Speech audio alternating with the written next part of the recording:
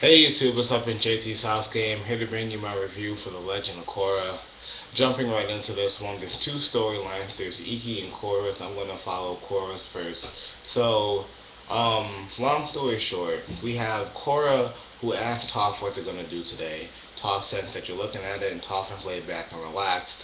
She asked her to tell her stories about her and Aang's adventures. She simplifies them, which qualifies her as the worst storyteller ever. And Corey even says that, but Toph says that she's not a good listener and then tells her to go get her dinner, which is mushrooms, and tells her to get the slimy ones because they are the most delicious. I find that really disgusting, but classic Toph.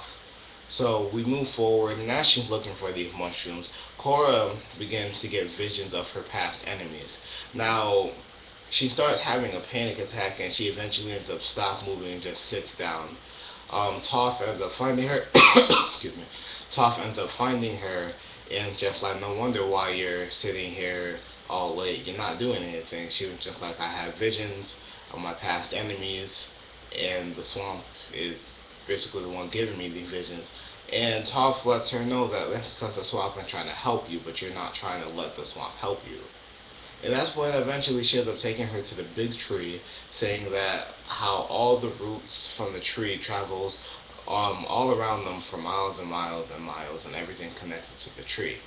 She then tells her, to try and bring back her connection through the tree. So she touches the tree, and it basically allows her to find Jinora, Iki, and Milo, who have been taken in by the swamp, and I'll get to that in a minute. Um, Jinora, Iki, and Milo, they find Korra. They ask Korra to come back, and Korra very skeptical, which I like because it shows how traumatized Korra really is from her past and previous battles, to the point where she doesn't even know if she wants to come back to be the Avatar, even though Kavira is definitely taking over the world. But eventually, she ends up later on that night. She ends up performing a metal bending ceremony where she expels the rest of the metal out of her body. Now, there was a time where, as she was bending the metal, she had a flashback to what's his name, Zahir, taking away literally the air out of her lungs, and it freaked her out. She started having a panic attack. So Toph told her that battle was over, let it go. She did, and she was able to expel all of the metallic poison, reactivate the avatar state, and she basically gained their confidence back and they left. Now, that concludes Korra's part onto Iki's part. So after Airbending kids leave, they were tasked by Tenzin with the quest of finding Korra. Now, they go from town to town, city to city, village to village looking. They get nothing until Milo finds this seller guy that Korra visited about 6 months ago. And he sees a picture, they question him, he says that yeah, she came by, but then yeah, I haven't seen her in 6 months. He goes off with Iki for some reason, saying that she's not pulling her weight. It was funny because Iki exactly said, what, I didn't do anything, and Milo was like, exactly, you need to start pulling your weight. Now, Jinora, I didn't have a problem with Jinora, I just thought it was kind of different for her to be the skeptical one, which is not usually what Jinora does. Jinora is not usually the skeptical type of person. She was very skeptical on going to the swamp in the first place.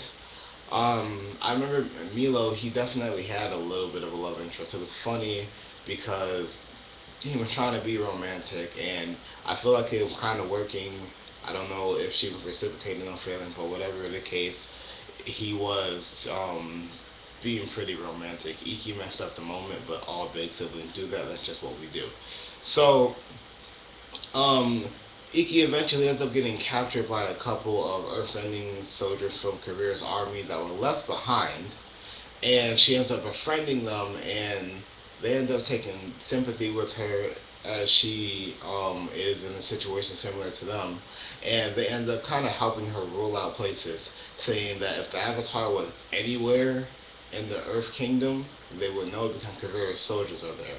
That led to the swamp where there was no Earth Kingdom soldiers at, which was very interesting because nobody goes there, which I can understand because probably spirits rule there and probably for all the humans. But eventually they end up going there, and they end up, like I said, finding Korra. Jinora ends up trying to meditate, couldn't find Korra, and after she couldn't find Korra, they're about to leave until the swamp pulled them down. That reminded me of Avatar: The Last Airbender. I believe that's season 2, episode 3, if I remember correctly.